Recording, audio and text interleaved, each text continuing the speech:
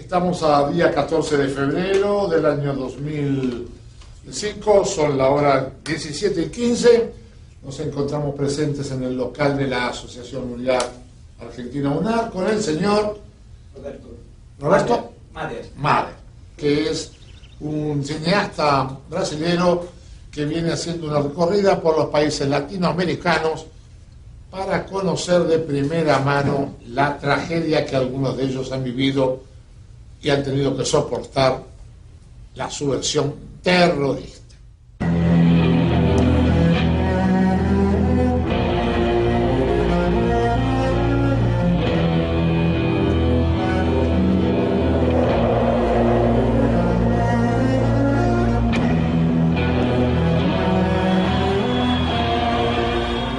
En los años 70 los militares se hicieron con el poder en Sudamérica.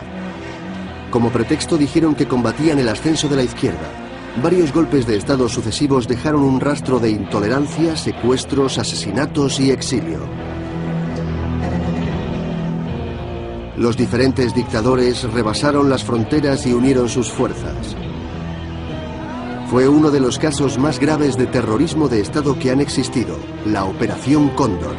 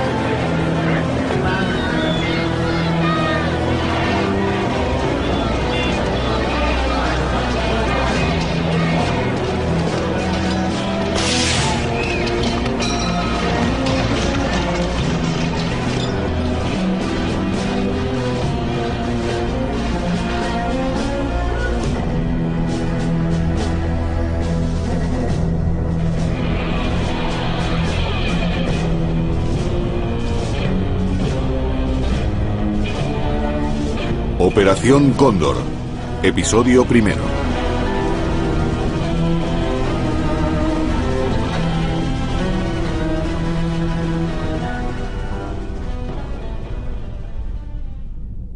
Es la defensa a ultranza de nuestros principios nacionales, de nuestra gloriosa historia, de nuestro pasado y nuestros próceres, de nuestros símbolos. Somos una entidad, sinceramente, de gente honorable, señor. De gente honorable con un pensamiento nacional. Nacional.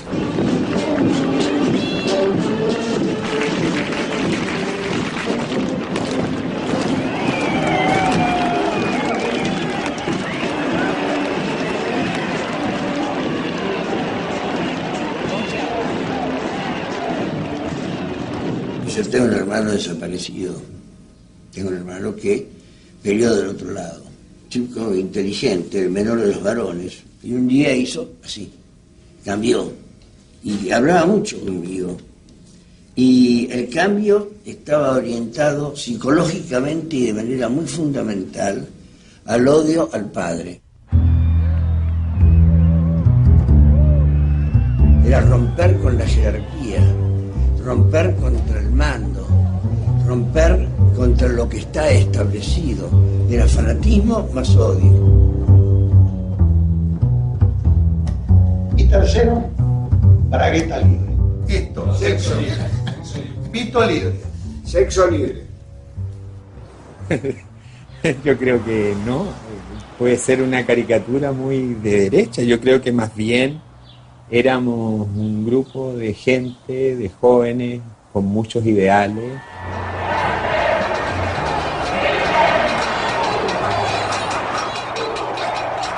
Era tan evidente esta crisis social que se vivía, que indudablemente el postular una sociedad mejor no era nada novedoso. Al contrario, yo creo que la gente joven tiene muy claro estos blancos y negros, indudablemente es muy maniqueísta en ese sentido, el joven en general. Y indudablemente entre optar por una postura del establishment y optar por una postura revolucionaria, que estaba ahí, estaba Fidel en Cuba, estaban los movimientos revolucionarios prácticamente en toda América Latina, indudablemente que la opción entre el bien y el mal iba a ser por el bien. Saluda a nuestro pueblo junto a nuestro primer ministro, comandante en jefe Fidel Castro, ante el aplauso emocionado del pueblo congregado aquí en la Plaza de la Revolución José Martí. ¡Viva Cuba! Aquí en el mundo se estaba jugando la Guerra Fría y la subversión era una expresión de uno de los bandos para incursionar en el patio trasero del otro. Ya teníamos ejemplos claros de lo que iba a pasar, como lo que pasó en Cuba, como lo que intentó exportarse a Angola, el Congo, Etiopía. Entonces, señores, estaba jugando contra otras ideas.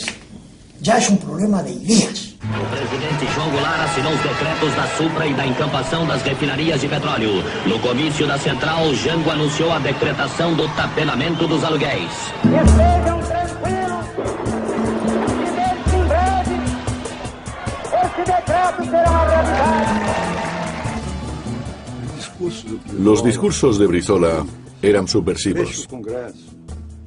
Y la causa de la ambigüedad de las palabras del presidente Goulart, y quizás bajo la influencia de Perón, creí que la democracia estaba amenazada y que tendríamos que enfrentarnos a un golpe de Estado. Atenção Brasil! Atenção Brasil! Atenção Minas Gerais! As tropas do 2º Exército, sob o comando do general Cruel, ya sitiaron o estado da Guanabara. Los que nos opusimos al golpe de Estado nos convertimos en portavoces del pueblo.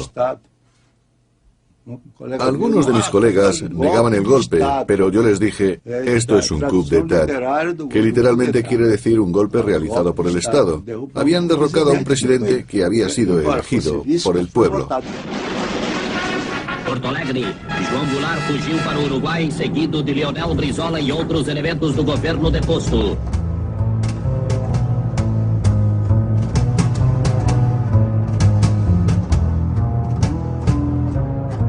Y nos dimos cuenta de que teníamos que estar preparados. Esta vez les atacaríamos antes de que ellos nos atacaran a nosotros.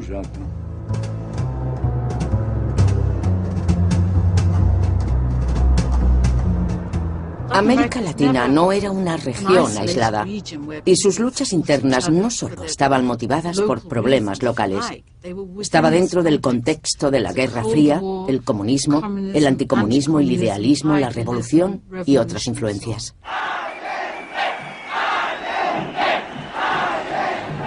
Salvador Allende era la gran esperanza de América Latina.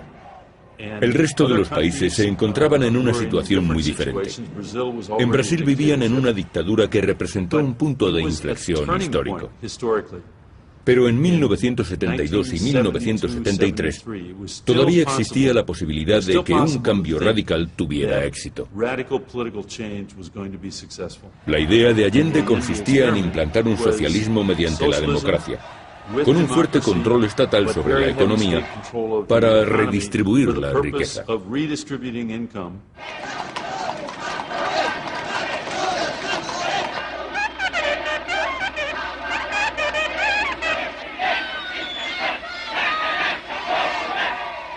Allende trajo esperanza, porque propuso un cambio político radical que podía realizarse democráticamente.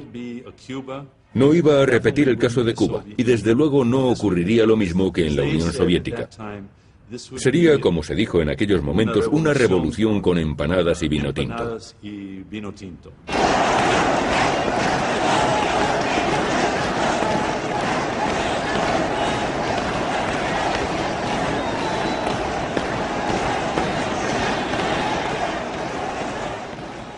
Gobierno popular, democrático, nacional, revolucionario, que debe cumplir un programa para abrir lo más amplio y rápidamente el camino al socialismo y a la transformación de nuestra sociedad.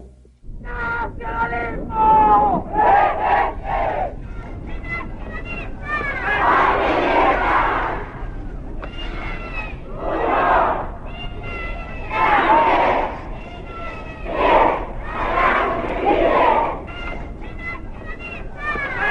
Clases dominantes y en este caso su aparato armado iban a actuar en contra de Allende y así lo hicieron. Conspiraron de 1000 maneras en contra del gobierno de Allende. Fue así, señores empresarios, para que a contar de ayer martes de las 0 horas se paralizaran los servicios de todo Chile. Se organizaron grupos de derecha que empezaron a desarrollar actividades de sabotaje en contra del gobierno de Allende e indudablemente que empezaron a trabajar también a las Fuerzas Armadas. Que se acuse constitucionalmente al presidente y lo saquen el 21 de mayo mismo, porque tiene destruido, molido, y este es un gobierno corrompido y degenerado, señor, degenerado y corrompido, inmundo. Comunistas asquerosos, tienen que salir todos de Chile. Los ricos jamás van a tirar para nosotros. Y todo lo que tenemos nosotros ahora lo tenemos para el gobierno de ahora.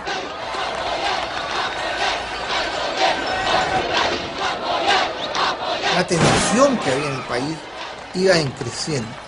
La izquierda estaba ya, hacía desde el año 60 que estaba en un intenso agitar. Era la intención de crear todo ese caos para generar una revolución marxista. Que los trabajadores, con los soldados, los marineros, los carabineros, deberán desobedecer las órdenes de los oficiales golpistas. Y en ese caso, tendrán el derecho a construir su propio ejército, el ejército del pueblo. El MIL no creía en la vía pacífica que Allende preconizaba en ese minuto. Nosotros creíamos que en un momento a otro se iba a desencadenar esta ofensiva militar, violenta, y que había que prepararse para ello. Y sin embargo, nuestra preparación no fue suficiente. No daré un paso atrás, y que lo sepan, dejaré la moneda cuando cumpla el mandato que el pueblo me diera.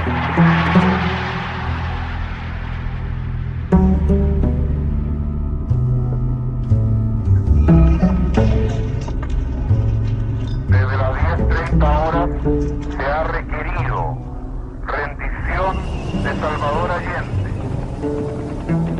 El Palacio de la Moneda deberá ser evacuado antes de las 11 horas. A las 11:00 de la mañana hay que atacar la moneda porque este gallo no se va a entregar.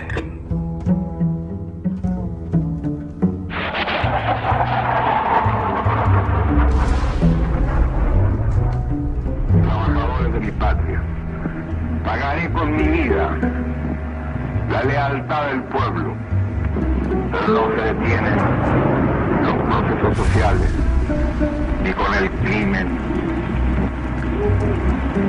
ni con la fuerza. La historia es nuestra. ¡Viva Chile! ¡Viva el pueblo! ¡Vivan los trabajadores!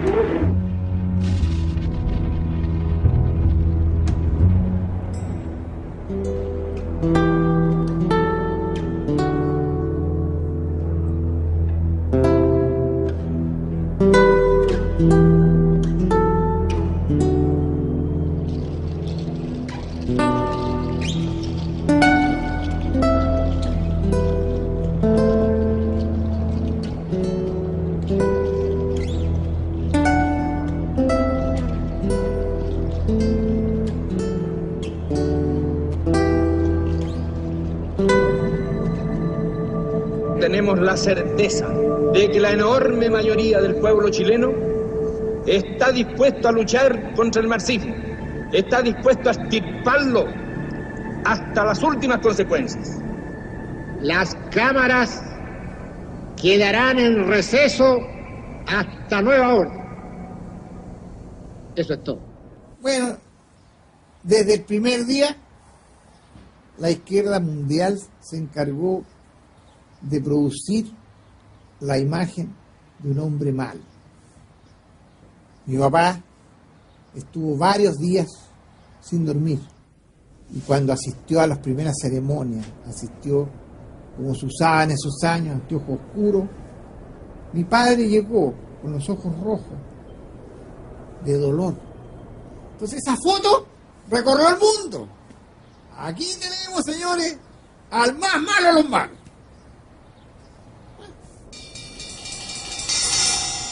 Se va a aplicar la ley marcial a toda persona que se le sorprenda con armas o explosivos.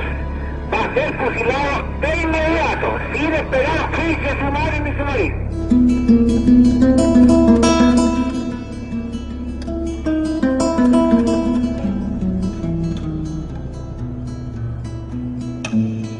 Mira, desgraciadamente no había otra salida.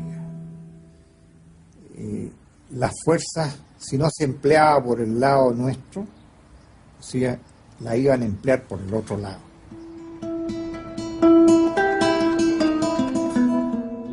América Latina había padecido la opresión de muchos dictadores. Eso forma parte de su historia. Pero en los años 70 ocurrió algo diferente. Por primera vez, en los países latinoamericanos, se llegó a la conclusión de que la izquierda era una amenaza muy peligrosa. Por tanto, había que eliminar físicamente a todos los que trataran de implantar ese concepto de la sociedad. Hubo terror a todos los niveles y arrestos masivos que se realizaron en secreto. Por primera vez, las desapariciones en América Latina se debían a una política de Estado. Ese es el tipo de actuaciones que describo en mi libro Operación Cóndor. Y por primera vez la solución para los dirigentes de todos aquellos países consistió en el asesinato masivo.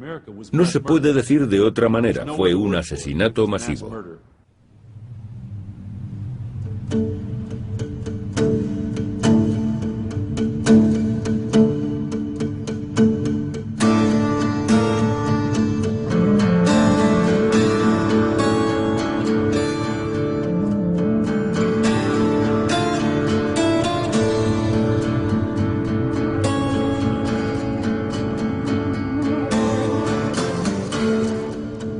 Ahora mismo me dio una cosa que entré aquí, un sentimiento de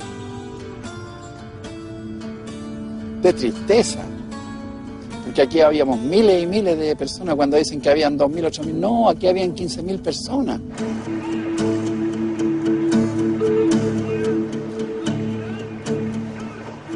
Ahí nos torturaban, nos pegaban, nos ponían corriente. A las mujeres las tenían en la piscina. No solamente las torturaban, les pegaban, sino que las violaban.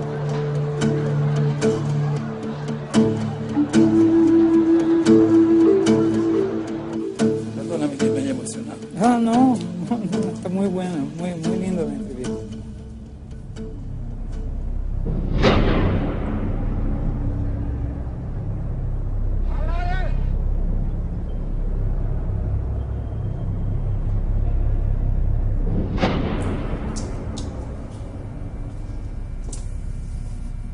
Aquí nos pegaban unos tontos de goma que llaman, nos ponían unos trapos mojados en la espalda y nos pegaban.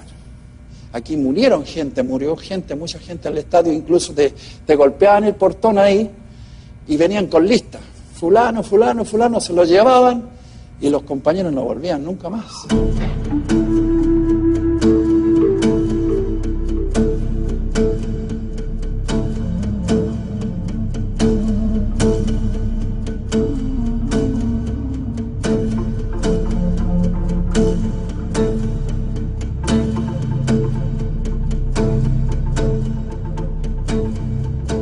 Las marcas que tengo son de los pies, pues mira, allá donde me colgaban.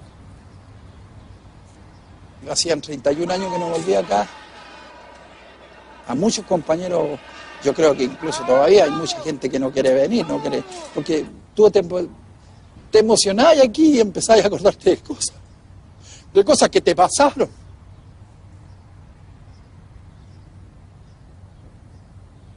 ¿Cómo nos trataron? Y revivís todos. Lo reviví de nuevo. ¿Veis tú? Pero también tuvimos fuerza, después de salir de prisionero, en las poblaciones y empezamos a luchar contra la dictadura.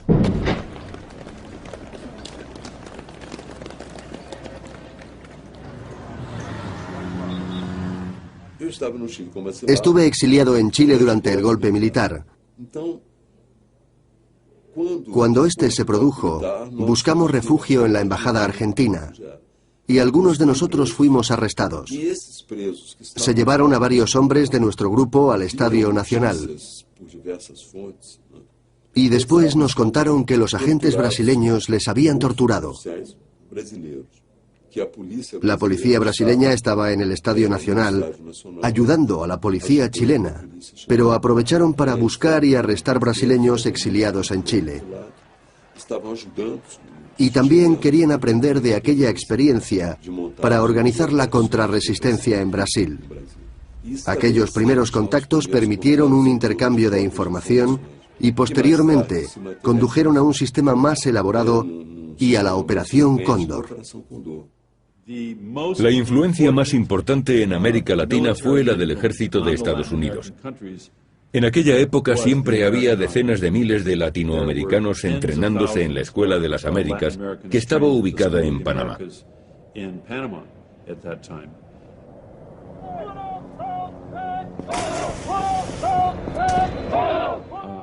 Hablé con un instructor que trabajó allí en 1976 y me explicó que su misión consistía en que los países latinoamericanos compraran equipamiento militar a Estados Unidos y no podían comprar a nadie más. Era un gran negocio.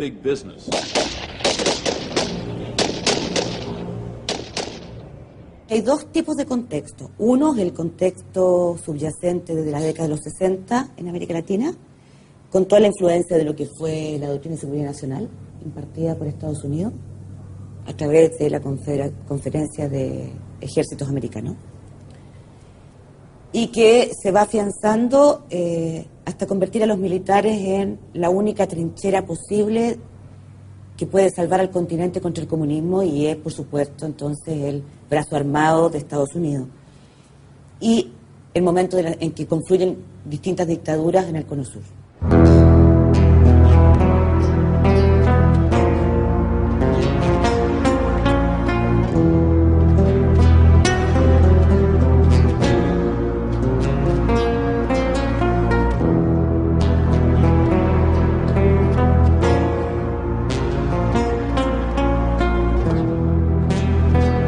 Creo que no hay otro momento en que hayan confluido en tantos países de América Latina tanto poder concentrado en ello.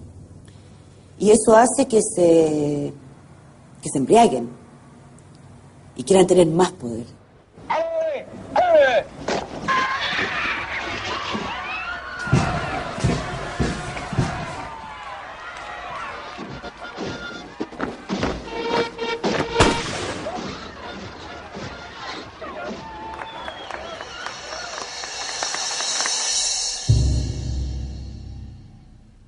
Mira, esto, por ejemplo,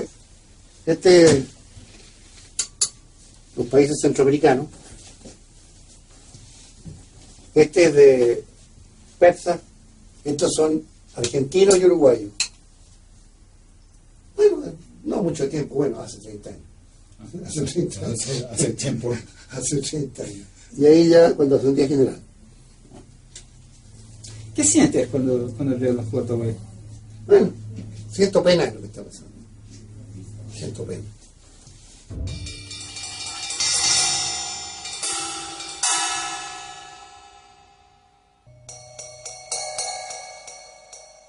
Sino que simplemente el punto está en que a mí me ordenaron, siendo teniente coronel, que organizara una dirección de inteligencia nacional porque nosotros no teníamos. Y lo presenté el día 12 de noviembre del 73. Fue aprobado y me ordenaron, organice la DINA.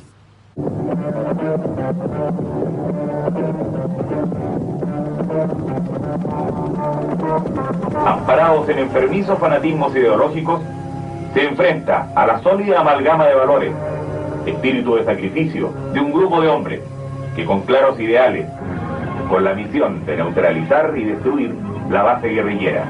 Desde el año 72 existían terroristas en Chile, habían entrado más de 10.000 cubanos, todos del ejército cubano, habían entrado 1.500 soviéticos, todos del ejército soviético. Entonces sabíamos que se estaba organizando un ejército guerrillero. Son detenidos por carabineros e integrantes del foco guerrillero de la zona. Indudablemente que la actitud nuestra en ese minuto es de resistencia, pero había que replegarse porque la represión era muy grande. Alrededor de 500, 600 militantes, digamos, fueron aniquilados prácticamente en los primeros años del gobierno militar.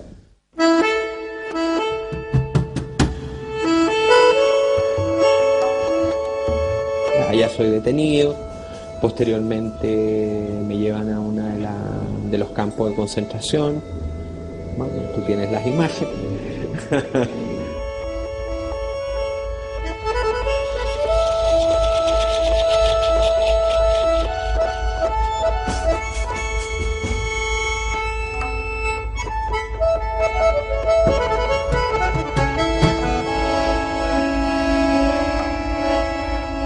Éramos prisioneros de guerra que teníamos que obedecer a una disciplina militar que no teníamos.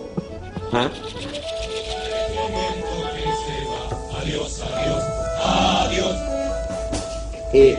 35 himnos militares. Cada himno militar tenía un número. Vamos a cantar el 5. Tenías que saber que ese era el número 5, y cuando te pasaban del 5 al 23, quedaba la escoba, digamos. O sea, era terrible.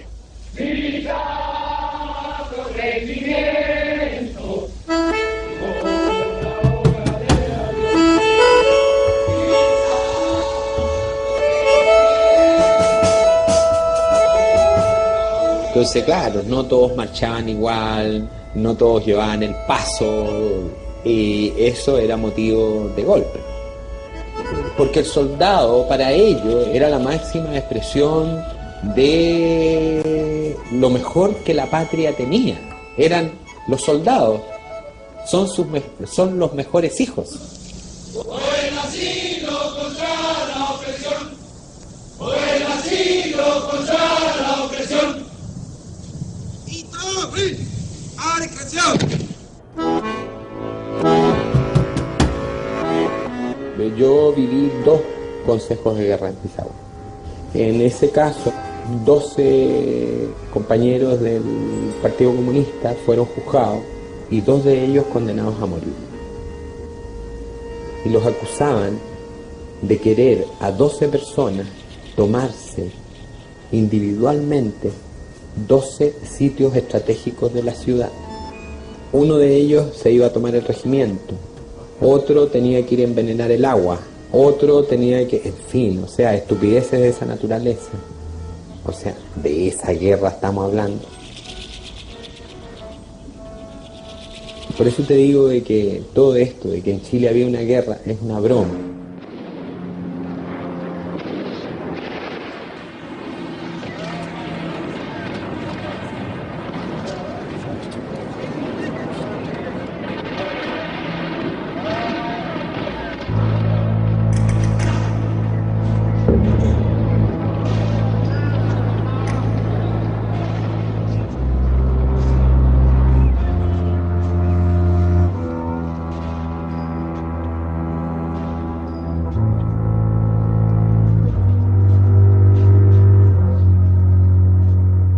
No existía ni una capacidad militar de enfrentamiento real, digamos, o sea, concreto, que tú puedas decir, hay 2 bandos en pugna, hay una guerra de guerrilla generalizada en el país, o sea, no existía.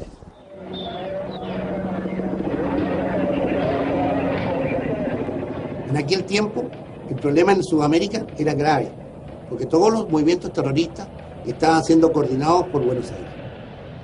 Como cristiano digo que en realidad que hubo una guerra subversiva, nosotros no la iniciamos, ni la deseábamos, fuimos llevados a ella, vimos nos involucraron en ella y teníamos que pacificar este país.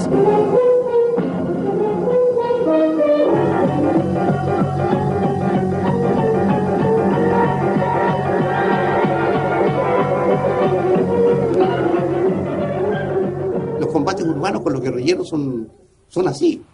No es asunto de que parlamentemos, bandera blanca, no. Aquí o muere él o muero yo, una de dos, no había otra.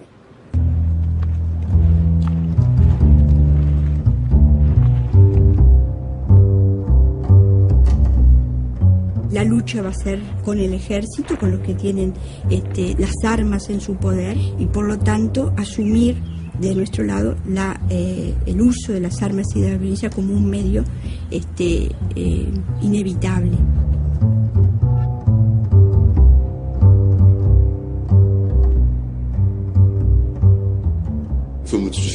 Evidentemente no fue sencillo.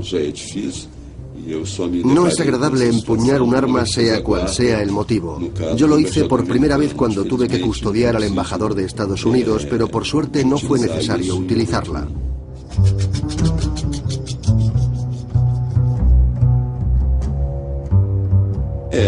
Aquella era una situación extrema,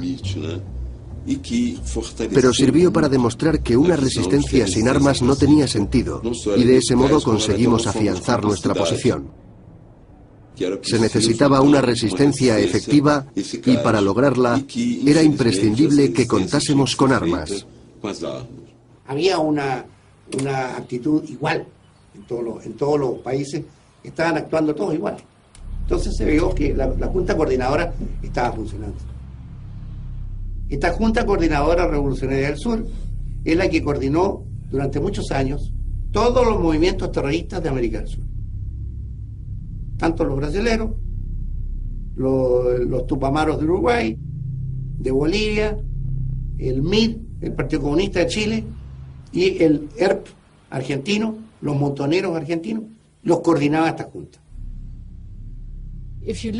La mayor parte de las organizaciones de izquierda sufrieron represalias y algunas fueron eliminadas cuando los militares tomaron el poder. Pero lo cierto es que no eran una amenaza tan grande, aunque eso es lo que utilizaron como excusa. Se decía que los grupos izquierdistas actuaban dentro del contexto internacional. Tema de inteligencia. Aquí tiene España, Uruguay, Ecuador. Y esta es la hecha en Argentina, el 77. Y como digo, nada que ver con operaciones. Llamaban Condor. No. Nunca se llamó Condor. Tercera Conferencia Regional de Inteligencia Nacional. Sí. Ese era el título. Nunca se llamó Operación Cóndor desde el punto de vista como lo pretenden presentar. ¿Cuál es el problema? Muy simple. Lo mismo que hay hoy día, lo mismo que hubo siempre. El sistema de intercambio de informaciones entre los diferentes países. ¿Qué hicimos? Hicimos reuniones de los servicios los jefes de servicios de inteligencia nacionales de los diferentes países que se acoplaron a esto. La primera se hizo en Chile, el año 75. Y entonces, me acuerdo que el delegado uruguayo dice, yo en homenaje a los países que están al lado de la cordillera de los Andes, que era la masa, le vamos a poner Cóndor, sistema de inteligencia Cóndor, no operación. Es muy distinto el decir sistema a operación. Operación es actuar en algo. Sistema es un sistema de información. Cuando alguna vez Manuel Contreras ha dicho de que Operación Cóndor solo era intercambio de información, se está refiriendo al comienzo, cuando se operaba a través de los agregados militares. Pero ya en la reunión de noviembre del 75, que fue avalada por Pinochet, y que es una reunión de Estado, en que se invita a participar a los gobiernos militares de Argentina, de Brasil, de Uruguay, de Paraguay y de Bolivia, ya la coordinación adquiere un nivel distinto. Ahora se trata ya no solo de la información, sino también de la posibilidad de detener a los opositores de los distintos regímenes militares de la época en cualquier país que estuvieran y el intercambio de prisioneros. Washington, urgente, agencia Reuters. El ex canciller y ex ministro de Defensa chileno Orlando Letelier murió, víctima de un atentado contra su automóvil. Orlando siempre fue partidario de Allende y fue ministro de Defensa durante el golpe militar. Orlando fue llevado a la prisión como prisionero de guerra. Y finalmente después de un año, fue exiliado como un paquete. Volvió a los Estados Unidos porque se dio cuenta de que era más útil contra la dictadura en Estados Unidos. Y eso le ocasionó que el Consejo de Ministros de Pinochet, que firmaron todos ellos, le quitaron la nacionalidad a Orlando. Y después lo mataron. El asesinato de don Orlando Letelier lo cometió la Central de Inteligencia Americana, llámese CIA. Hoy en día tenemos pruebas de que la Operación Cóndor fue más que una reunión de los servicios de inteligencia o un intercambio de información. Su objetivo era el asesinato de los oponentes políticos.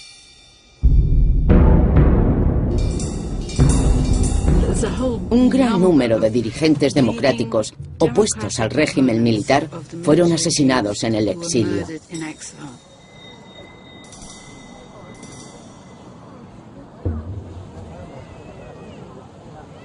Yo diría que a 30 años del asesinato ya nosotros estamos tranquilas en términos de que sabemos perfectamente qué sucedió.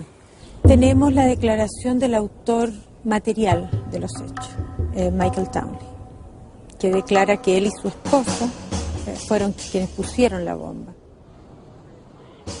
De modo que ahí se queda muy claro, porque además estas personas pertenecen directamente a la DINA y al servicio exterior de la DINA. Townley era un individuo, agente de la CIA infiltrado en Chile. La prensa lo ha convertido en agente de la DINA, pero nunca lo fue. Pero estaba en contacto con la CIA. Era proveedor de la DINA, de elementos electrónicos. Yo creo que hubo agentes dobles, de hecho trabajó para la DINA y está reconocido que trabajó también para la CIA.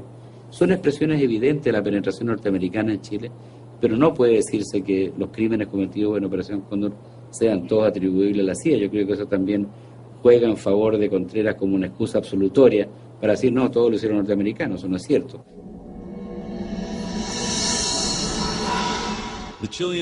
Creo que los chilenos cometieron un grave error. Pensaban que los norteamericanos tolerarían que un asesinato en su país quedase impune. Pero inmediatamente se abrió una investigación muy rigurosa. Hay tomos enteros de documentos con detalles acerca de la actuación de Chile y de su forma de operar.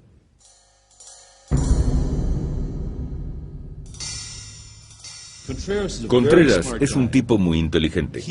Sabía que los partidos izquierdistas de Latinoamérica iban a caer en esa trampa. Y de hecho lo hicieron. Muchos políticos sudamericanos de izquierdas dijeron, la CIA fue la responsable de la Operación Cóndor. La CIA es la responsable del asesinato de Carlos Prat. La CIA es la responsable del asesinato de Letelier. No existen pruebas de que la CIA eliminara a nadie, o de que pidiera a otros que lo hicieran. Sin embargo, no hay duda de que en la CIA conocían los planes de la Operación Cóndor y se beneficiaron de la información que les proporcionó. Cuando se desclasificaron los documentos de la CIA, está revelado que hay informaciones del Centro de Operaciones de la CIA en Santiago que informa a Estados Unidos que ha nacido la Operación Cóndor y que su misión es el secuestro y la detención de opositores a los regímenes militares, al punto que hay una reacción de Kissinger que se preocupa y se molesta por los excesos que están cometiendo estas dictaduras militares, y hay una recomendación de Kissinger para que se morigere la acción, recomendación que es subvertida por el Pinochet cuando ocurre el asesinato de Orlando Letelier en Washington. Kissinger hizo un recorrido por varios países en 1976 y antes de las reuniones oficiales, él ya había tenido contacto con el ministro de Asuntos Exteriores chileno. Cuando llegó el momento de intervenir, dijo, ahora tengo que dar un discurso sobre los derechos humanos, pero sois libres de hacer lo que queráis. Los que pensaban como Kissinger aceptaban que aquellas medidas eran necesarias. Solo así podrían eliminar lo que ellos consideraban amenazas comunistas, guerrilleros y opositores. Morality can be applied as directly to the conduct of states to each other as it can to human relations. That is not always the case, because sometimes statesmen have to choose among evils. ¿Este lo sacaste? Ah, no, el brasilero. No. ¿De cuándo? Este es del 76. Llegó un día unos emisarios ahí. Tu amigo era así. ¿Quién? Creo. João Figueiredo era buen amigo del presidente Geisel. Estamos hablando de 1975, el año en que se celebró la unión del Comité chileno. Por lo que sé, poco después le ofrecieron a Geisel hacerse cargo de ciertos aspectos de la Operación Cóndor. Su cometido principal sería eliminar a los adversarios más populares, ya que existía la posibilidad de que se fortalecieran y recuperasen el poder en algún momento. Pero Geisel no aceptó. Eso es la Operación Cóndor. Cuerpos desfigurados, torturados a muerte, escondidos, dinamitados, restos de huesos que son enterrados en plena cordillera.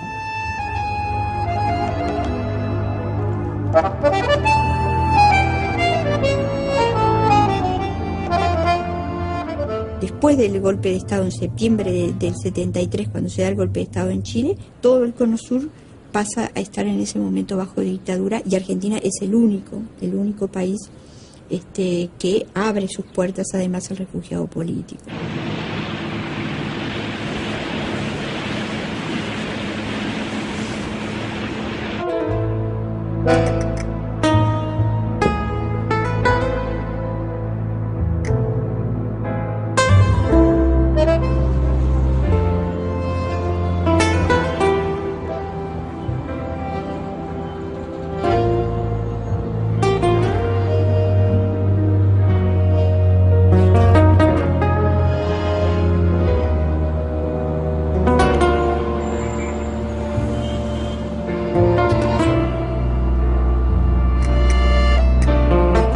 Argentina terminaba, salía de una dictadura y por lo tanto se vivía ese periodo de gran euforia.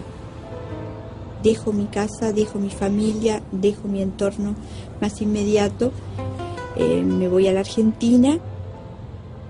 La llegada de uruguayos en ese periodo a Buenos Aires era así contingente, diría, de uruguayos que eran perseguidos acá. En aquel momento, una gran cantidad de refugiados latinoamericanos iba a Buenos Aires y acababan quedándose allí. El golpe de Estado se produjo en 1976 y de pronto se vieron atrapados. Nadie podía salir del país. Las personas que no eran de procedencia argentina también cayeron en manos de la represión. Y el gobierno se dedicó a arrestar a todos los que interferían en sus planes. Eran las 11:30 de la noche aproximadamente cuando sentimos golpes en la puerta y en ese momento rompen los vidrios y quedamos paralizadas en el momento en que vemos esa entrada de hombres todos de civil con armas largas, era alrededor de 15 personas.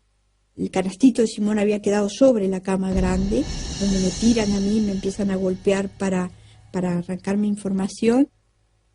Yo tiendo a agarrar a Simón, me dice que no lo puedo llevar conmigo, que nos van a llevar a un lugar donde él no puede estar y que no me preocupe, que a él no le va a pasar nada. Y hice esa frase que después quedó para recordar que esta guerra no es contra los niños. Ahí nos acondicionan ya para la salida, que va a ser manos y piernas atadas, vendada los ojos, hasta que llegamos a un lugar que es el lugar donde vamos a estar durante 10 días.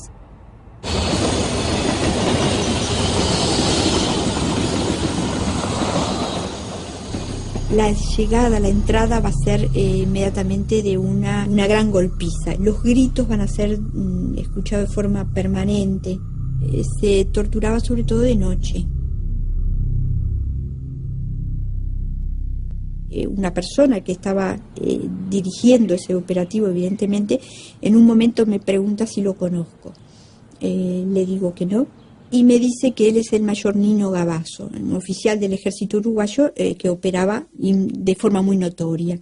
Y creo que inconscientemente ahí tuve la absoluta seguridad que no íbamos a salir con vida de esa situación, porque ningún oficial de un ejército que está operando en otro país iba ante sus víctimas, iba a dar su nombre.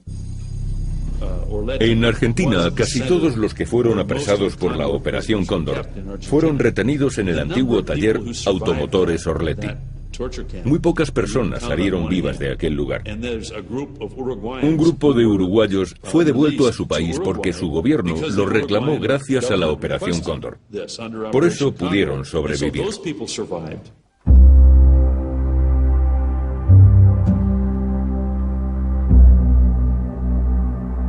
Yo creo que el mundo en ese periodo se empezó a enterar de lo que había pasado realmente en estos países del Cono Sur, lo que había sido toda esa operación Cóndor, toda esa práctica de la desaparición forzada, y en particular lo que había sido el secuestro de niños.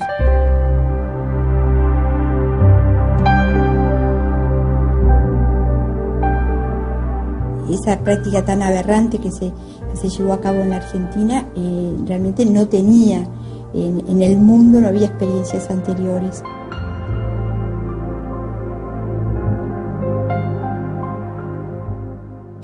La gente no podía creer que los niños estuvieran desapareciendo. Por supuesto, las desapariciones se produjeron durante un periodo de tiempo muy largo. Nadie sabía qué estaba ocurriendo exactamente. El golpe de Estado de Argentina se produjo después de varios años de caos político. Murió mucha gente de ambos bandos, pero en cierto modo, el golpe fue bien recibido porque el pueblo confiaba en que se podría recuperar el orden.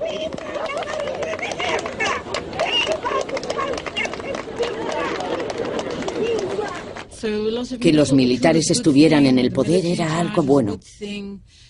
Pero por entonces todavía no se sabía nada acerca de aquellas desapariciones.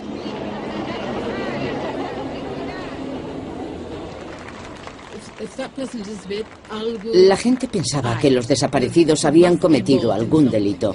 Si no, no habrían desaparecido.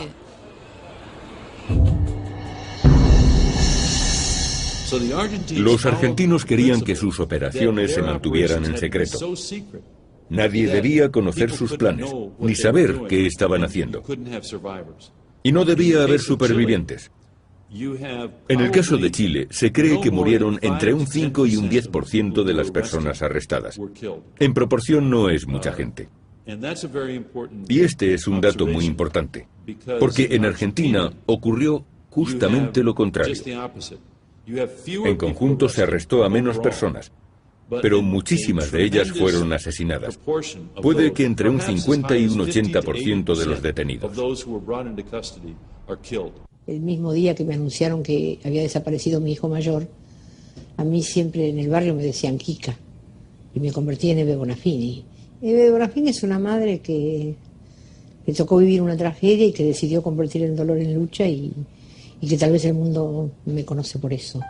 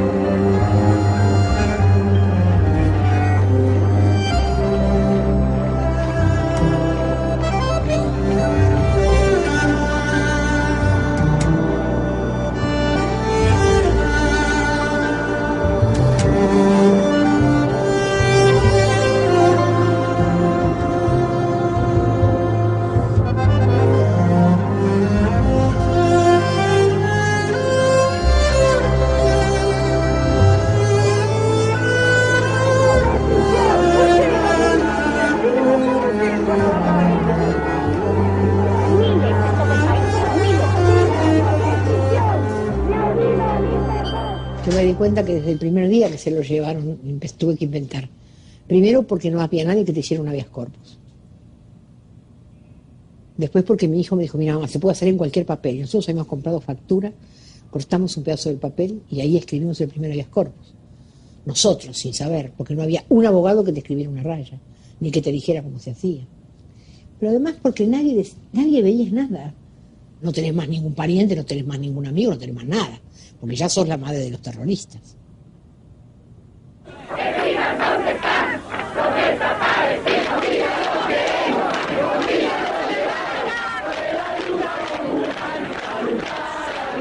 Los jueces decían no busque más a su hijo que se fue con otra mujer. Los políticos decían que éramos mentirosas las madres, que Balbín dijo, no hay desaparecidos. Hay muertos, dijo Balbín. Pero nunca se ha desaparecido, no puede tener ningún tratamiento especial, es una incógnita, es un desaparecido, no tiene entidad, no está, muerto en vivo, está desaparecido.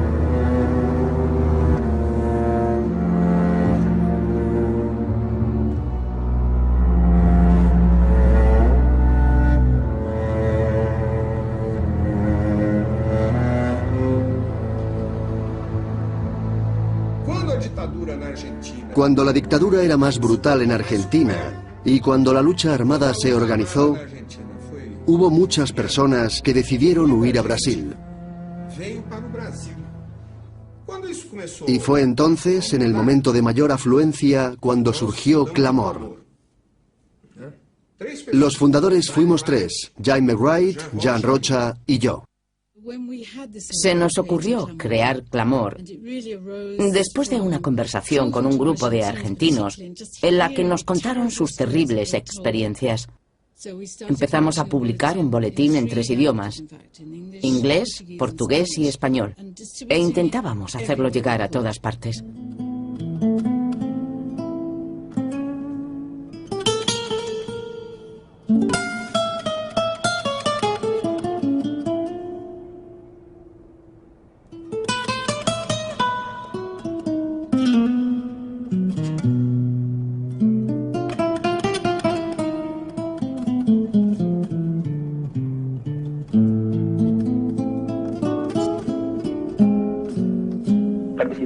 Exactamente una operación que se le daba el nombre Cabe de Zapato Roto. Consistió en la detención de integrantes del PVP en Montevideo y luego de acuerdo con la policía brasileña se procedió a ir hasta la ciudad de Porto Alegre, en Brasil, a detener a unas personas que, por declaraciones de los detenidos, también pertenecían al PVP y estaban en ese momento en esa ciudad. Lilian pertenecía a un partido izquierdista de Uruguay, el Partido por la Victoria del Pueblo. En esa época trabajaba en obras sociales. Vivía en Porto Alegre, muy cerca de Uruguay. ¿Y a qué se dedicaban? Se dedicaban a repartir propaganda y a hablar con la gente y a explicarse que había que organizarse y denunciar los crímenes de la dictadura.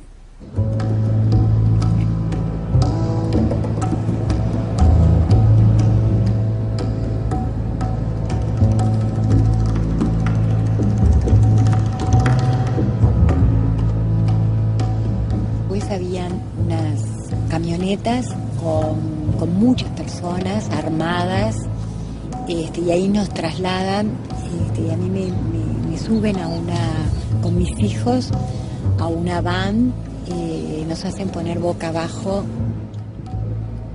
Para mí lo que estaba pasando era mucho más grave que la muerte, porque en definitiva ahí estaban mis 2 hijos boca abajo en una camioneta rodeado de metralletas.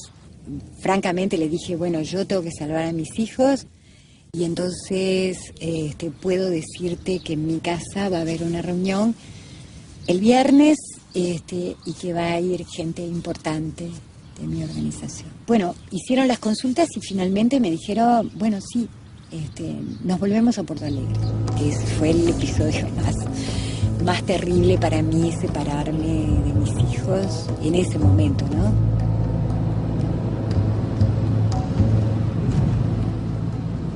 Después que llegamos a Montevideo, los niños fueron trasladados a un apartamento que la compañía posee en el centro de Montevideo, por la calle Río Negro. Ellos quedaron ahí hasta que posteriormente fueron entregados a sus abuelos, ¿no? nos vamos para mi casa porque ellos instalan una ratonera, ¿no? Bajan todas las cortinas y ahí nos quedamos en mi casa. Además, yo tenía muchas evidencias de que algo irregular estaba ocurriendo, porque ella no llamaba ni aparecía. Mi primera idea fue colocar algunos testigos que tuvieran algún tipo de impunidad, que pudieran actuar allí, algún tipo de inmunidad más bien. Entonces lo llamé a Luis Claudio Cunha, que era en ese momento jefe de redacción de la revista Bella en Porto Alegre. No dia 17 de novembro de 78, eu recebi telefonema de alguém falando espanhol, relatando que casal e 2 crianças haviam desaparecido do seu apartamento. Chegamos até a porta do apartamento 110 e apertamos a campainha. A porta se entreabriu e apareceu o rosto de uma jovem morena, magra, o olhar apavorado. E a porta foi escancarada e apareceram 2 homens, cada um com uma pistola enorme. Nos colocaram dentro de uma sala, semi-escurecida. Parecia que eu era mais um uruguaio ali dentro. Porque quando eu falei em português pela primeira vez, opa, o que está vendo? Nós somos jornalistas da revista Veja. Eu percebi uma certa hesitação. E o suposto chefe da operação, quando ele voltou mais amável. Aí ele disse, não, isso é problema de estrangeiro ilegal no país, contrabando, essas coisas, né? Vocês entendem. Volvemos otra vez a la delegacia de policía, pero pasan las horas y finalmente volvemos a Uruguay. Bom, na segunda-feira, a gente foi até a polícia para levantar as informações oficiais sobre o que havia acontecido.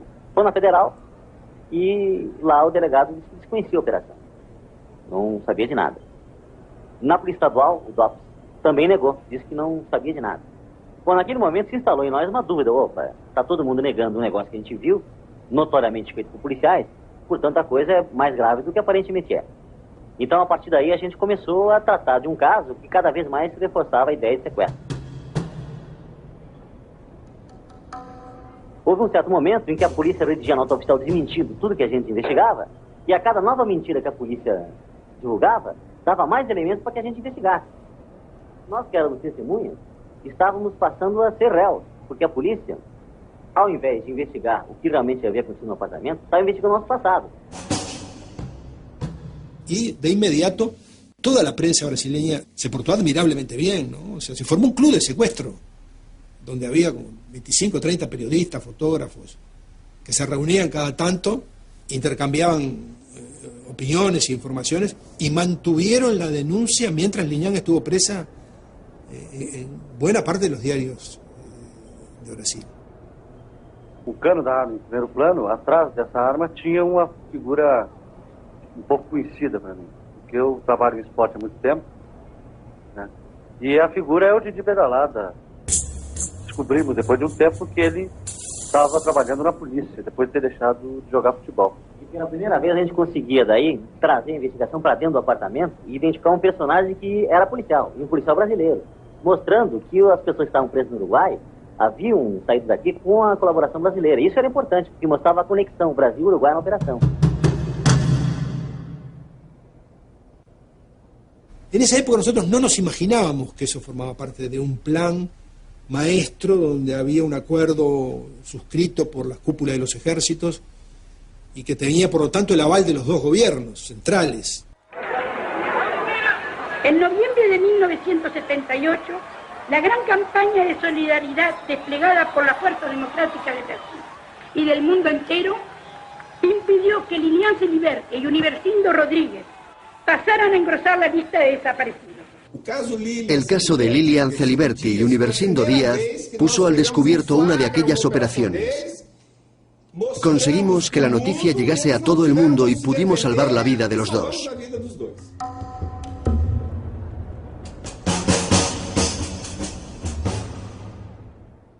En aquel caso concreto, la Operación Cóndor no tuvo éxito.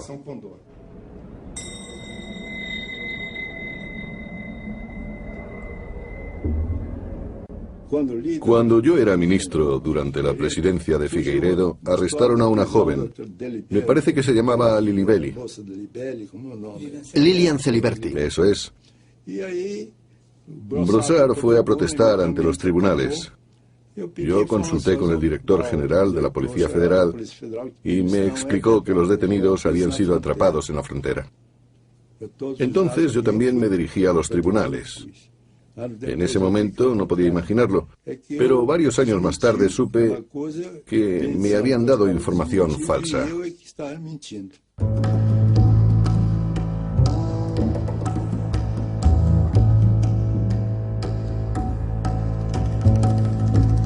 Hoje já se passam 2 anos e Dona Lilian tem que dar respostas a esses mesmos netos. Por exemplo, a Francesca de 6 anos que me pede: vovó, por que mamãe está presa? Vovó, por que os militares uruguaios foram buscá-la lá no Brasil? La Operación Cóndor fue un proceso de intercambio de información, pero implicó muchas más cosas. Encarcelaban a los que huían a otros países. La mayoría de la gente huyó a Brasil. Y hubo muchos casos, como el de Lilian Celiberti y Universindo Díaz, fueron detenidos en Brasil. Y las autoridades los devolvieron a Uruguay. Estas operaciones resultaban muy reveladoras, ya que si los detuvieron fue porque la Operación Cóndor pasó del intercambio de información al intercambio de personas. Y la lucha contra el comunismo se extendió por todo el continente. Que nós não haveremos de arrefecer a nossa fé enquanto não tivermos, aqui no Brasil e em qualquer país do mundo, livres, livre e universal.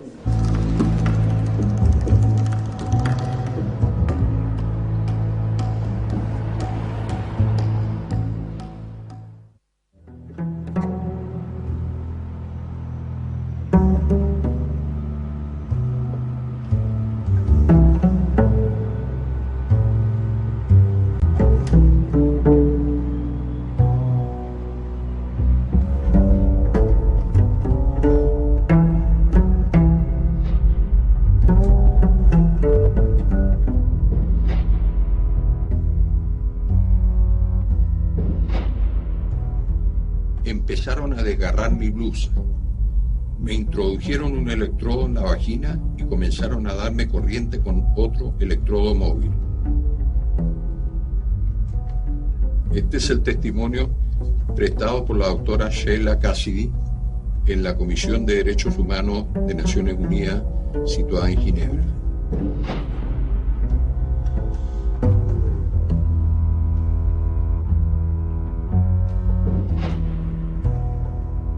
Este es el lugar donde funcionó uno de los centros más siniestros de la dictadura militar, que fue conocido como el cuartel Terranova, donde la gran mayoría de los prisioneros que pasaron por este recinto desaparecieron.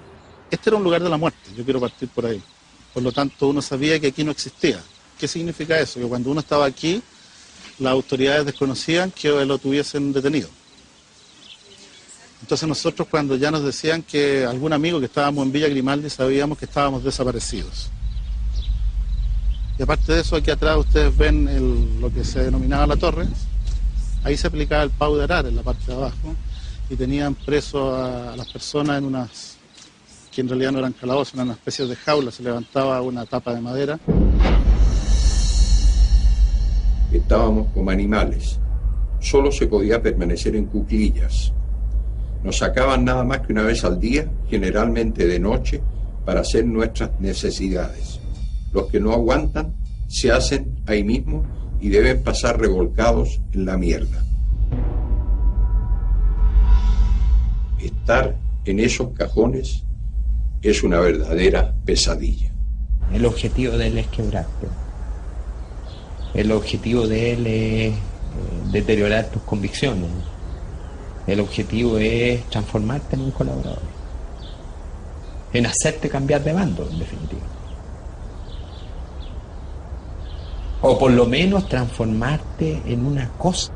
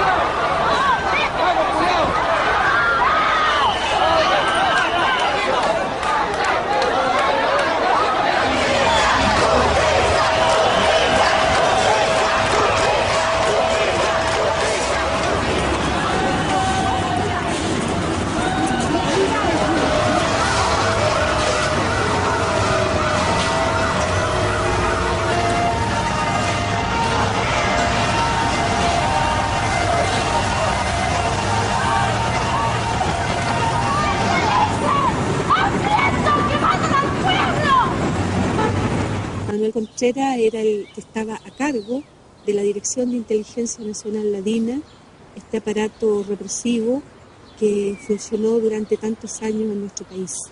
Y por eso, si alguna vez yo tuviese la posibilidad de preguntarle a Contreras, le diría que tuviera la valentía y me dijera a mí dónde quedó mi padre. No tengo idea, no sé. Y ella perfectamente bien, ya con el entrenamiento que tiene de muchos años, es lógico que lo que miente ya lo aprendió como realidad y como verdad. Ya se le produjo como verdad y convence a todo el mundo que es una verdad. Él sabe qué pasó con él y por lo tanto en algún minuto de su vida tendrá que asumir no solamente la muerte de mi padre, sino que la de tantos otros compatriotas. ¡Vamos en salida! ¡Que el régimen lo devuelva vivo! ¡Alejandro Pinochet! ¡Que el régimen lo devuelva vivo! ¡José Reina! ¡Que el régimen lo devuelva vivo! ¡Julio Muñoz! ¡Que el régimen lo devuelva vivo! ¡Manuel Jesús Sepúlveda! ¡Que el régimen lo devuelva vivo!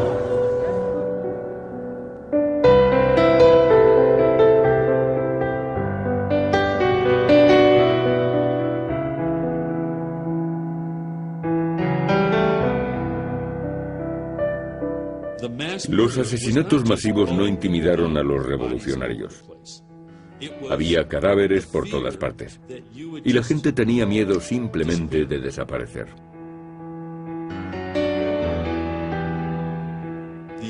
La política de desaparición es muy útil para el terrorismo de Estado. Porque el terrorismo no es solo violencia.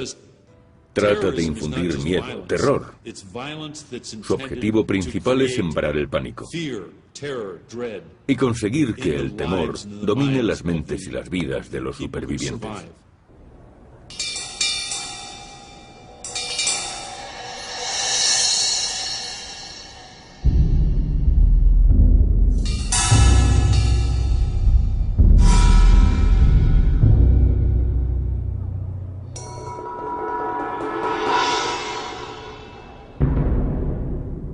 Senhoras e senhores telespectadores e ouvintes, do gabinete de Sua Excelência o Secretário de Segurança, 5 terroristas são apresentados à opinião pública e trazem as câmeras da sua televisão Tupi, a Rádio Tupi, o seu rápido depoimento.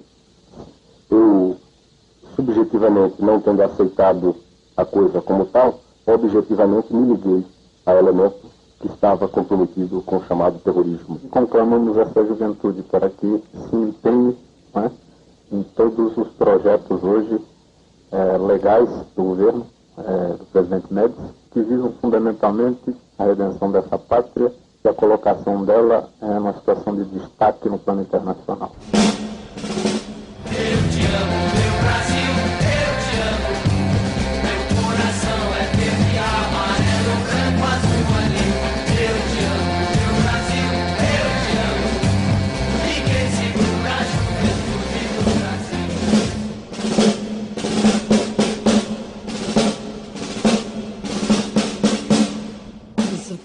En aquel momento, Brasil no resultaba tan terrible y opresivo como los demás países, y por ese motivo era el destino principal de los que huían de Argentina, Uruguay, Paraguay, Chile y Bolivia. Brasil se convirtió en un refugio, un paraíso.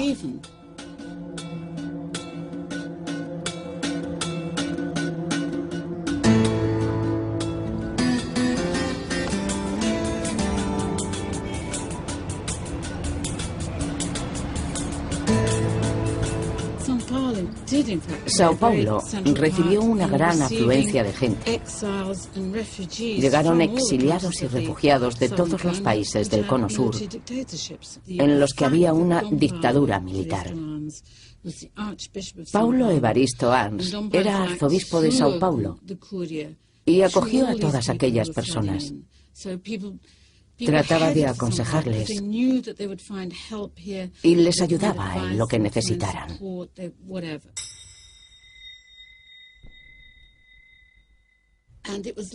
Era exactamente lo contrario de lo que la Iglesia Católica estaba haciendo en Argentina. Allí la gran mayoría de la jerarquía eclesiástica, aunque no toda, apoyaba el régimen militar. Se convirtió en un apoyo para las organizaciones que luchaban por los derechos humanos. La Iglesia les proporcionó un espacio físico donde desarrollarse y sobrevivir. Acontece que nós descobrimos que em países da América Latina algum regime fez desaparecer os pais e depois deportou crianças. Portanto, ato contra todo e qualquer direito fundamental do homem. Bem, Dom Paulo, é casal de refugiados uruguaios que se refugiam na Argentina com seus 2 filhos. São presos pela Polícia de Segurança da Argentina através de troca de tiroteio. As crianças foram colocadas dentro de uma banheira, tá certo? E por isso, quando a polícia invadiu a casa, as encontrou. Un día recibimos una carta de una mujer uruguaya, Angélica, que estaba desesperada. Nos contaba que su hija, que estaba casada y tenía 2 hijos, se había marchado a Argentina. Y ahora Angélica había oído que ella y su yerno habían muerto, pero no tenía noticias de sus nietos. Hace 3 años que los estoy buscando y es lo único que me queda. ¿Y los pais de él? No sé nada de ellos. Espero que todos me ayuden a encontrarlos. Publicamos las fotos y la noticia de que los niños habían desaparecido y pedíamos cualquier tipo de información. 2 meses más tarde recibimos una carta procedente de Brasil, de Sao Paulo. Nos la enviaba una asistente social que trabajaba allí. Y decía: he leído un artículo en Clamor respecto a la desaparición de unos niños. Y estoy casi segura de que he visto a esos 2 niños en Valparaíso.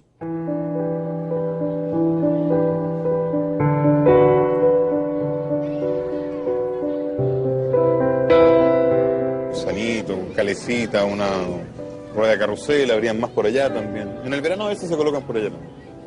Pero son menores, no eran como en ese tiempo que eran mucho más, era una plaza de juegos. Tengo flashes que quedaron de aquella época, mis papás tirados en el piso, con un milico apuntándole, fuego de un arma de fuego que de repente la vimos mientras estábamos escondidos con mi mamá tenía a mi hermanita en brazos, yo estaba de la mano, ella tenía 1 año y medio, yo tenía casi 4.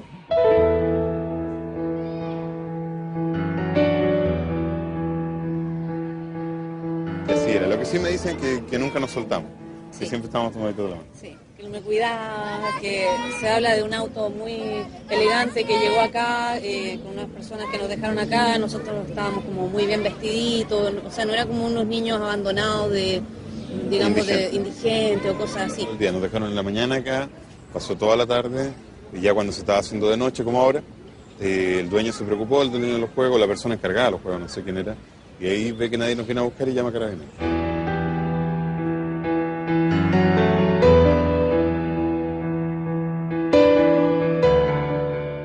Bueno, nosotros al hospital donde trabaja el marido,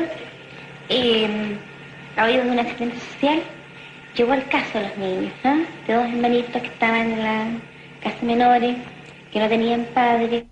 Entonces le dijimos a Anatolio, conversamos y le preguntamos a él que lo venían a buscar y si él se quería ir.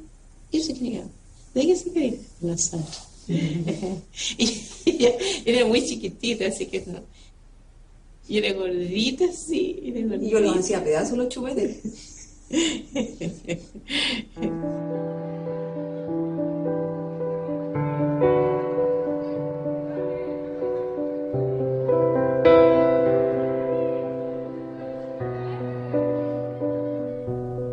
Cuando nos íbamos a venir, entonces ella no quiso quedarse. No se quiso quedar. No se quiso, mami, papi, vamos, y se agarró, se tomó hacia el cuello de mi esposo, y bueno, me pasaron una ropa, una cosa, una mamadera, algo así, y partimos con ella.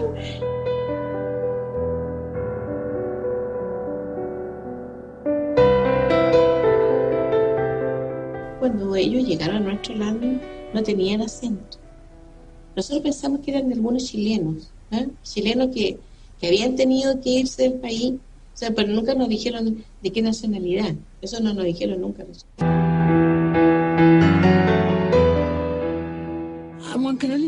Se trataba de una situación muy complicada. Anatole tenía entonces 4 años. Sabía quién era, sabía su nombre y el de su hermana. Sabía también los nombres de sus padres y había visto cómo los mataban o los herían. Esa fue una de las razones por las que decidieron llevarlos a Chile, un país lejano al otro lado de los Andes. Ninguna persona de Uruguay o de Argentina se puso en contacto con ellos. Nadie sospechó jamás que eran hijos de desaparecidos. Hace 3 años que los estoy buscando y es lo único que me queda.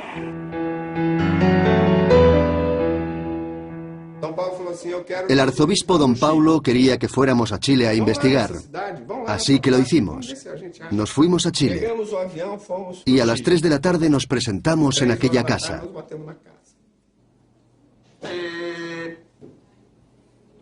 El marido y la mujer estaban allí.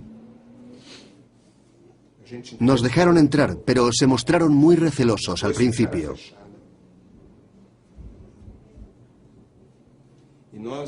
Intentamos tranquilizarles y les explicamos que no íbamos a llevarnos a los niños. Solo queríamos contarles lo que había ocurrido.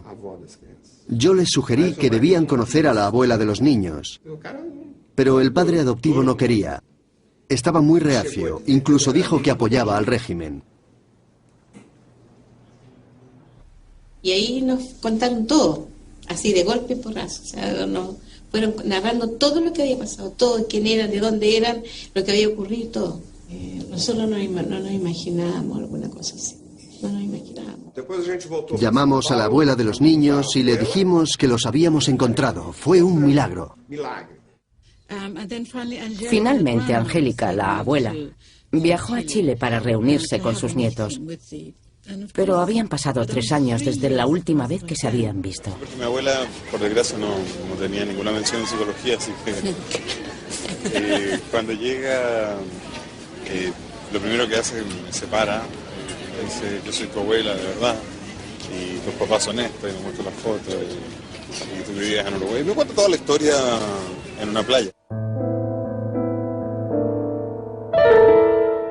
Há condições dos seus netos voltarem para sua casa. Creo que es lo lógico, con todo el dolor que me duele mucho ocasionarle a los padres adoptivos. Veremos cómo vamos a congeniar de forma que ellos no los pierdan del todo tampoco. La abuelita venía como dijéramos, a lo mejor, después de decir, ya, yo ahora voy, los traigo. Y los traigo. Pero no era así, o sea, no era porque está arraigado los sentimientos nuestros.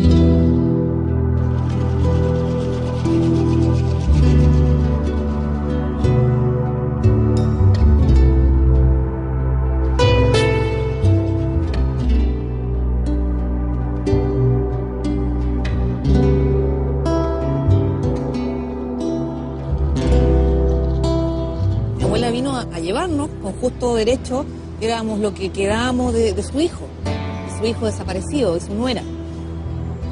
Entonces los psicólogos hablaron y dijeron, esto sería una doble pérdida. Esto podría destruir a estos niños de nuevo, por lo menos a Anatole, porque yo no me acuerdo.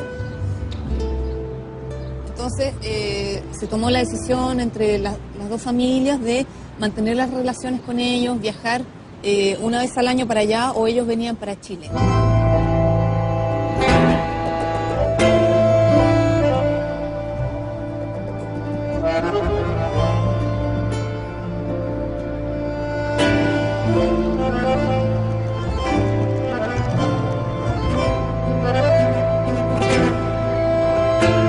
Una situación muy difícil, esa primera visita de Anatola acá, en Montevideo, Uruguay, encontrarse con su familia y acompañado de, en ese momento, que cumplía su rol de padre. ¿Qué edad tenía mi hermano ahí? Y tendría 7, 8, más o menos 8 años, Anatola. Y recuerdo los almuerzos o las cenas con tu papi, tratando de él integrarse a la familia, respetando, ¿no? Respetando que él tenía que estar atrás, un paso atrás.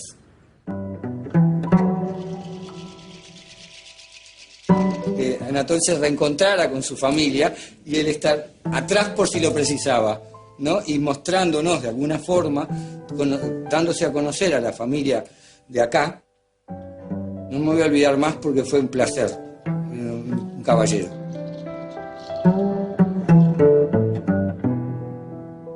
Porque en ese momento justamente ellos notaron la posibilidad de perderlos y entonces se abrieron totalmente con nosotros, a que no se imaginaban la vida en ese momento sin ellos. Lo cual no dejó margen de dudas. Ese era el lugar donde estaban mejor y que iban a estar mejor. Y creo que sigo diciendo que no nos equivocamos. La prueba, hoy por hoy, la tenemos acá.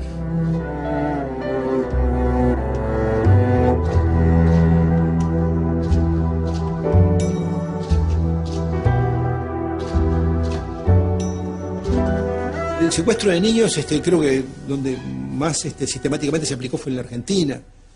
Y forma parte un poco también de ese aspecto, digamos, que pone el acento en que los subversivos, las personas que enfrentan al terrorismo de Estado, digamos, personalizan una doctrina satánica que precisa ser objeto de un lavado de cerebro y que esa gente tiene que ser reeducada en los valores de la civilización supuestamente occidental y cristiana, y por lo tanto hay una legitimidad en, digamos, robar esos niños, apropiarse de esos niños para educarlos en otras coordenadas ideológicas y morales.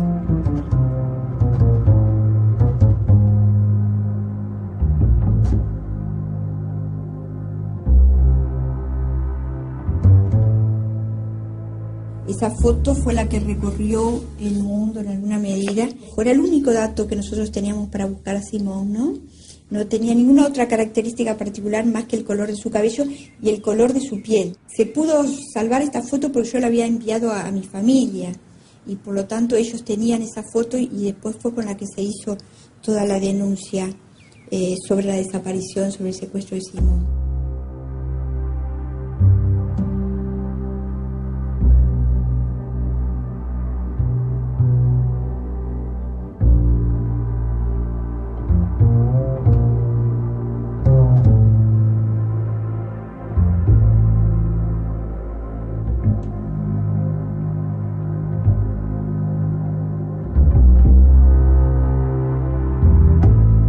Fueron 25 años. No es fácil encontrarse con un hijo que por más que sea su hijo, es un hombre de 26 años, la edad que tenía cuando nos encontramos.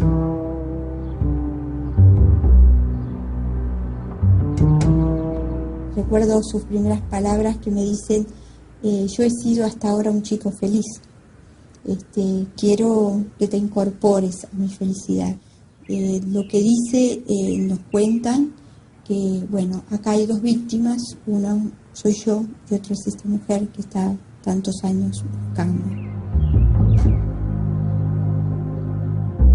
Por el lado de Simón estaba viviendo lo que era el conocimiento de toda esa su nueva historia de vida. Estaba tremendamente golpeado y dolorido por el engaño, por la mentira. Yo en un momento sentía como que había perdido a una familia, pero aún a nosotros no nos tenía. No nos conocía, no se podía vincular.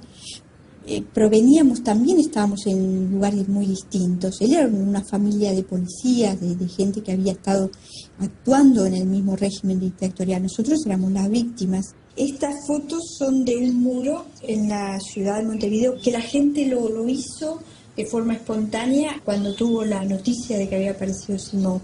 Sentirse que tienen dos nombres, dos historias, dos fechas de nacimiento, dos vidas, porque Simón me dijo del primer momento, a mí llámenme en Simón, a mí no me afecta eso. Yo sé que para ustedes ese nombre tiene un sentido. Él desde el primer momento pidió que se mantuviese reserva sobre su identidad.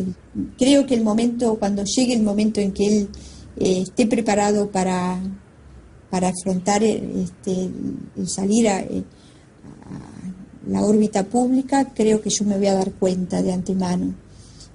Pero ¿y si llega ese momento? Porque no siempre quiere decir que llegue.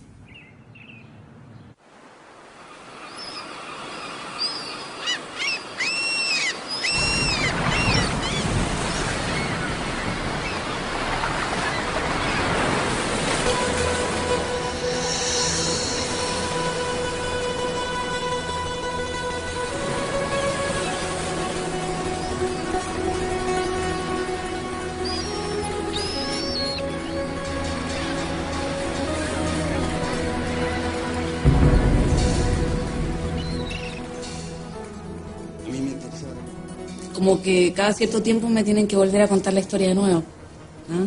Y siempre la voy reelaborando, la reinvento, y por otro lado siempre se me olvidan cosas. Al principio fue como, qué horror lo que le hicieron, quizás que le hicieron. La fantasía de no saber te genera muchos fantasmas, o sea, quizás a mi mamá la abusaron, o a mi padre cuánto tardó en morir, cosas así como que a uno se le dan vuelta. El no saber es peor que saber.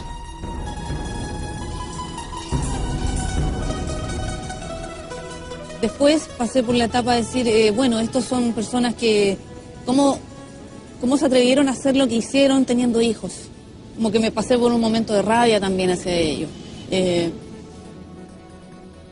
¿Qué esperaban de la vida? ¿Qué futuro iban a tener si seguían en lo que seguían y más encima fueron padres?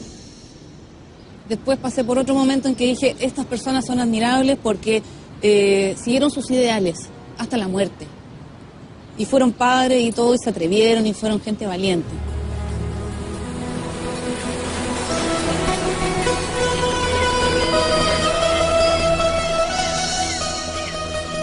When they tell you I'm not a prisoner, don't believe them.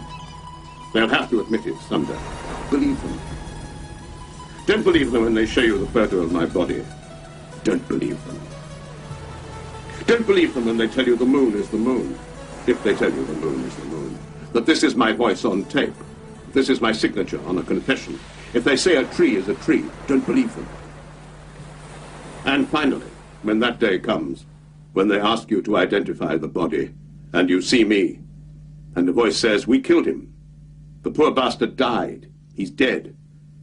When they tell you that I am completely, absolutely, definitely dead, don't believe them. Don't believe them. Don't believe them.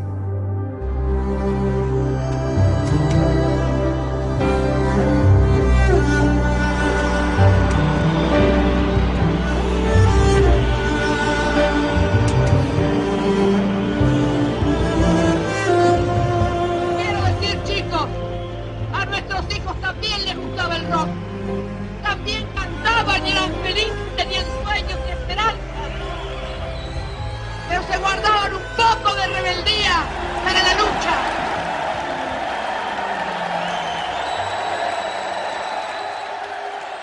Para mí, la cosa más importante que hizo este presidente es reivindicar a nuestros hijos como sus compañeros.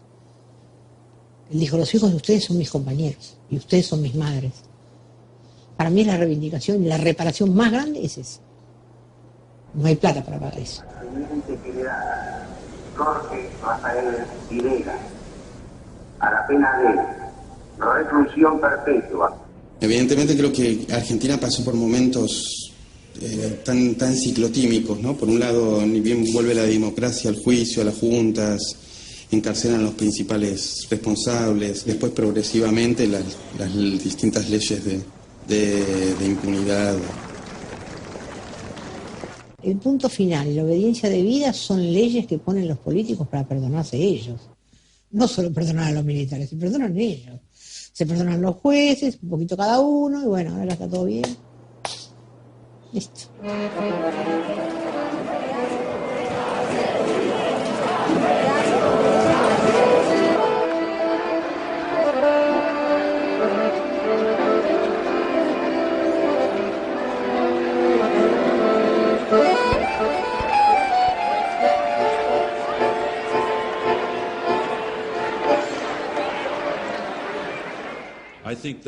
Ahora en muchos países se están investigando aquellos casos y a las organizaciones implicadas.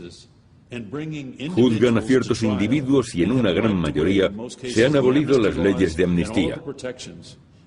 Ahora se puede llevar a juicio a los represores. Ahora es cuando la sociedad hace justicia a sus propios ciudadanos, aunque será un proceso imperfecto e incompleto. Muchos casos no se investigarán bien, pero desde luego serán muy pocos los militares de alto rango que logren escapar de la justicia en América Latina.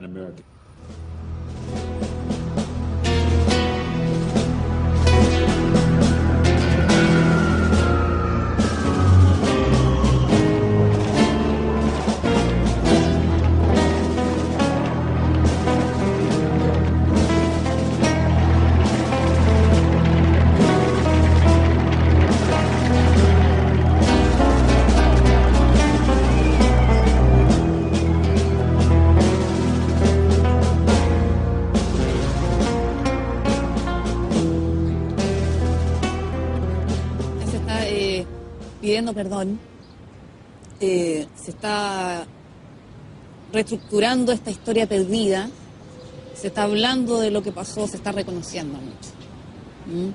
Algo que nunca pensamos que iba a suceder es que por ejemplo, cuando sometieron a juicio a Pinochet, eso era algo que a todos nos cayó, pero de cajón estábamos, ¿qué? Dios mío, esto es un sueño. Gracias por venir.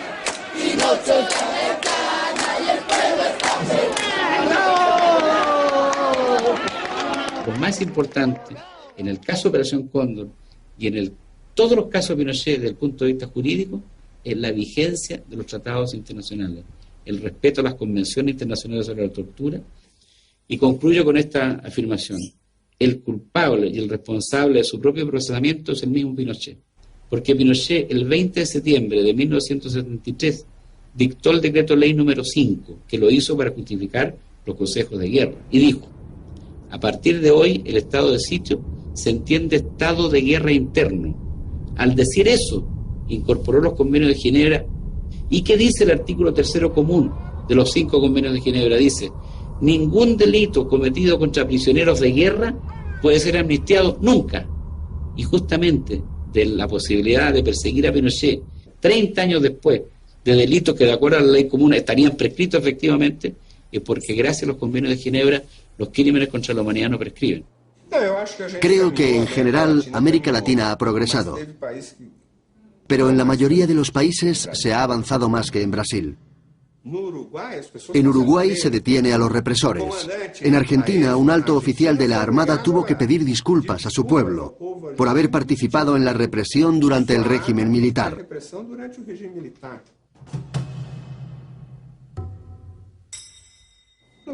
Pero en Brasil los implicados se garantizaron la amnistía en 1979. Y desde entonces no se ha avanzado mucho. Para un pueblo que ha sufrido tanto, ese no es modo de cerrar las heridas. No hemos examinado los archivos, no hemos encontrado a los que desaparecieron y tampoco sabemos qué les ocurrió a los guerrilleros uruguayos. Las heridas no se han curado. Brasil no ha podido pasar página. La verdad es que sí hemos pasado página. Pero hay muchas personas que no quieren aceptarlo. Cuando defendí la amnistía a favor del presidente Figueiredo, me dijo algo muy interesante. Pasariño, vas a representarnos, pero no pidas perdón por nada. No tenemos que disculparnos por nada de lo que ha ocurrido, porque eso implicaría que nos arrepentimos. Y no quiero que nadie se arrepienta de lo que ha hecho. Solo quiero que olviden, que avancen y que empiecen una nueva página en la historia de Brasil. Entonces yo le escribí un discurso a Marcos Freire. Olvidemos a los que han muerto, pero no han sido olvidados.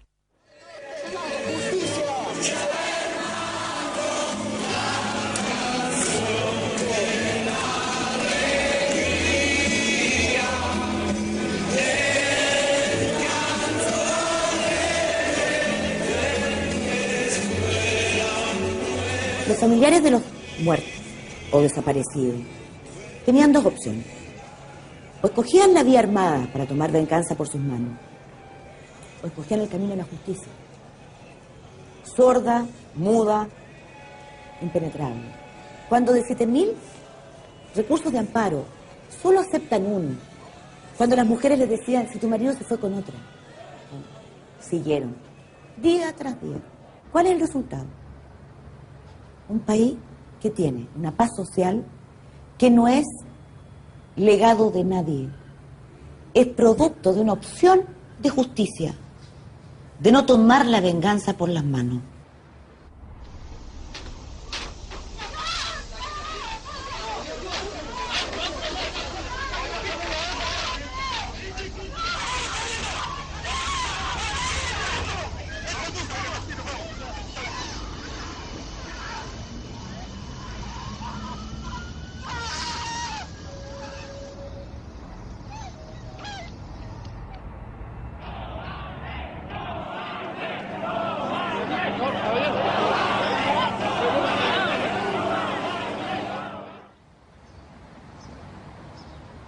Yo haría lo mismo que hice en aquella época, porque nosotros cumplimos estrictamente con la ley.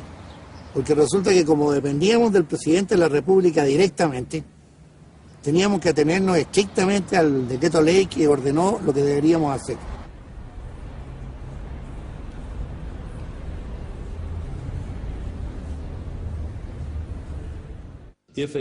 Si en el futuro alguna organización militar se siente tentada de nuevo a imponer una dictadura o un régimen autoritario, tendrá la oportunidad de consultar el pasado. Así sabrán lo que les ocurrió a Videla, a Contreras y a Pinochet. ¿Ahora? Sí, ahora. Podrán conocer todos los detalles y saber la realidad de lo que pasó. En algunos países, los dirigentes totalitarios siguen encarcelados o son perseguidos por la justicia hasta la muerte. Ese ha sido el caso de Pinochet. Es una lección muy importante para cualquier posible megalómano que pretenda hacer lo mismo en el futuro. A mí me pregunta mucha gente por qué doy estas entrevistas, por qué me expongo. Y la verdad es que esto tiene que ver con la intención mía de dar a conocer que esto pasó, porque acá en Chile hay gente que todavía dice que esta operación nunca existió, que es un cuento, ¿ah? Pero aquí estoy yo soy la que me pasó y a mi hermano, esto pasó y nos pasó a nosotros.